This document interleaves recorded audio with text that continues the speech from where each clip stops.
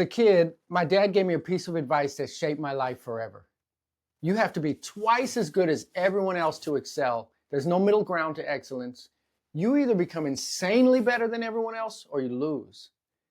I didn't fully grasp what he meant at the time, but as I grew, that idea stayed with me for the rest of my life. And I want to share that exact philosophy with you. True excellence is not about doing the bare minimum or just doing the job. It's about striving to be the best.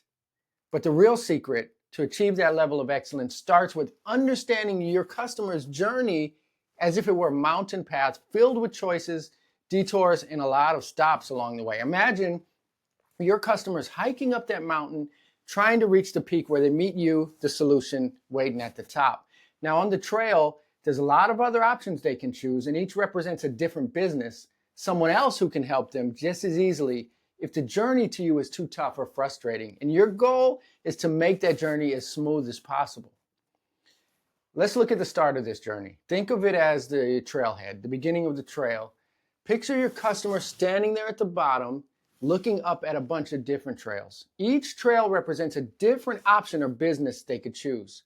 Which one do they choose? Right from that first moment, they're forming an impression of you. Are you the open, clear, inviting trail that's easy to navigate? Or does your path look rough and full of obstacles? Now, when a customer reaches out, the initial contact sets the tone. Just like when you start up the mountain trail, if the path is blocked or not clear, they're going to second guess the whole journey. Think about how frustrating it is to walk into a store or call a company and feel ignored or rushed or no one's listening to you. No one wants to start a journey like that. In my business, the first step, it's more than answering the call. It's a chance to show them that they picked the right trail, that they're on the right journey where they feel heard and valued. Once they've chosen your path, the next step is booking. They're at the beginning of the trail, but what if it's filled with unnecessary twists and turns? If booking with you feels like a chore and lots of hoops to jump through or waiting for a call back, they'll wonder if the entire journey will be this difficult. Imagine if you're a customer trying to book a service. Are you making it easy? Are you trying to find times that work with their schedule? Are you communicating clearly? If they feel like they're jumping through hoops just to get something scheduled, that friction alone can cause them to turn around. People will pay more for convenience. That's why they'll grab a candy bar at the gas station instead of making an extra trip to the grocery store, because it's not about price, it's about convenience. So ask yourself, is every part of your booking process as simple as it can be?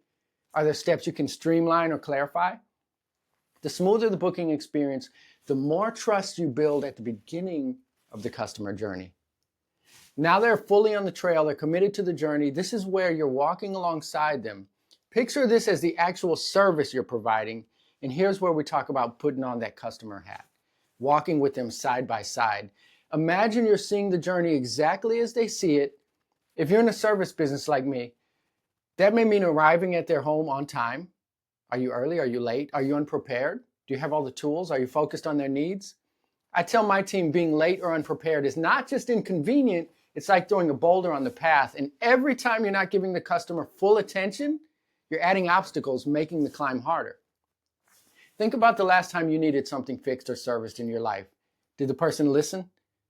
Did they understand what you needed, or were they just there to do the job? That's the difference.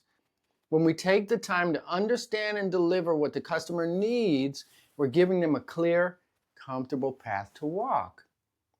Now, imagine your customer is reaching the top and it's time to pause and check the map. Are we on track? Is there a way to make the path better? This is where actively seeking feedback comes in, especially the kind of feedback people usually avoid, negative feedback. Most businesses want the good reviews to 5 stars, and so do I. And those are good for morale. They're definitely good for business. But if you really want to improve, if you want to make that journey better for every customer, you have to ask the tough question, what went wrong? What could we have done better? Because negative feedback is like a map update. It shows you where the boulders you have blocking the trail for customers to continue the climb. So next time you follow up with a customer, ask them if there's anything they would change about the experience. Maybe something small you never thought of, but for them, it was a big part of the experience. Taking feedback seriously, especially the feedback that points out flaws, is what helps you keep refining and improving your customer journey. It's how you make each trip up the mountain smoother than the last. And here we are, the customer's at the top of the summit. They're looking at their view. They're feeling satisfied that they chose you. They chose your path. But here's the question. Is there something extra waiting for them at the summit? It's not about grand gestures. It's about small, meaningful touches. Maybe it's a simple thank you after you've done the job, a simple follow-up call, or a bit of advice to help them get the most out of your service. Think of this as the nice resting spot at the top of the mountain, a place to sit and enjoy the view, something that shows you value their choice to journey with you. Going beyond expectations, it's not about wowing them with bells and whistles. It's about showing gratitude, respect, and an understanding that they had options, but they chose you. And those little moments of appreciation are what they'll actually remember. Just because they reached the summit doesn't mean the journey's over, okay? Now they're on the descent. They're heading back down the mountain. And here's the part of the journey where you can build something lasting. A relationship that goes beyond the sale, more than transactional, more than I just got your money. Think of the descent as a chance to keep in touch, to make sure they're still happy with their decision. Maybe you send an email every so often with helpful tips.